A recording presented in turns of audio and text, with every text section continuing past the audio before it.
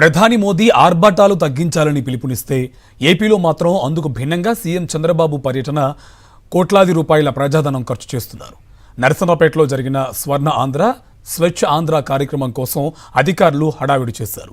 ఉపాధి హామీ కూలీలను ఆటోలు ఇతర వాహనాల్లో తరలించడం నుంచి చెరువును మట్టితో కప్పి రోడ్డు వేయడం వరకు ప్రభుత్వం చేసిన ఏర్పాట్లు ఇప్పుడు తీవ్ర చర్చకు దారితీశాయి. ముఖ్యమంత్రి చంద్రబాబు నాయుడు పర్యటన విజయవంతం చేయాలని జిల్లా అధికార యంత్రాంగం 10 రోజులుగా నరసన్నపేటలో మకాం వేసింది. కలెక్టర్ నుంచి ఎంపీడీఓలు, ఎంఆర్ఓల వరకు ప్రత్యేక బాధ్యతలు తీసుకుని భారీ ఏర్పాట్లు నిర్వహించారు. పట్టణంలోని 20 వార్డుల్లో ప్రత్యేక పారిశుద్ధ్య పనులు చేపట్టి ఒక్కో వీధికి జేసీబీలు, ట్రాక్టర్లు వినియోగించారు. ఈ పనులకే 1 కోటికి పైగా ఖర్చు చేసినట్లు సమాచారం. అయితే ప్రధాన రహదారులకే హంగులు పరిమితమయ్యాయి. లోపలి వీధుల్లో మాత్రం చెత్త పేరుకుపోయిన దృశ్యాలు కనిపించాయి. చెత్త నుంచి సంపద కేంద్రాన్ని సీఎం సందర్శించనున్న నేపథ్యంలో డంపింగ్ యార్డ్ను పూర్తిగా ముస్తాబు చేశారు. ఇప్పటికే లక్షల రూపాయలతో నిర్మించిన ఈ కేంద్రానికి మరో 50 లక్షలకు పైగా ఖర్చు చేసి సినిమా సెట్టింగ్లను తలపించేలా అలంకరణలు చేశారు. తామరపల్లి హెలీప్యాడ్ వద్ద సెంట్రలైజ్డ్ ఏసీలు, ప్రత్యేక ఫ్లోరింగ్, భారీ షామియానాలు ఏర్పాటు చేశారు. సీఎం సభ కోసం ఉపాధి హామీ కూలీలను ఆటోలు, ఇతర వాహనాల్లో తరలించిన దృశ్యాలు స్థానికంగా చర్చనీయాంశమయ్యాయి.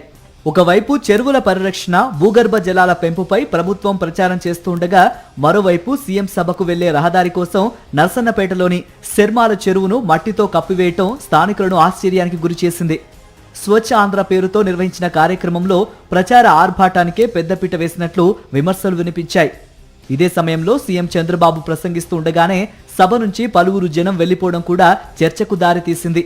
శ్రీకాకుళం జిల్లాకు చంద్రబాబు ఏదో చేస్తారన్న ఆశతో ప్రజలు ఎదురు చూశారని అన్నారు మాజీ మంత్రి సీదిరి అప్పలరాజు.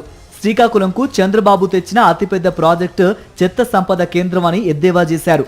పిల్లలను కనాలని పేద ప్రజలకు సలహా ఇస్తున్న చంద్రబాబు ఆ సలహా లోకేష్ కు ఎందుకు ఇవ్వరని ప్రశ్నించారు.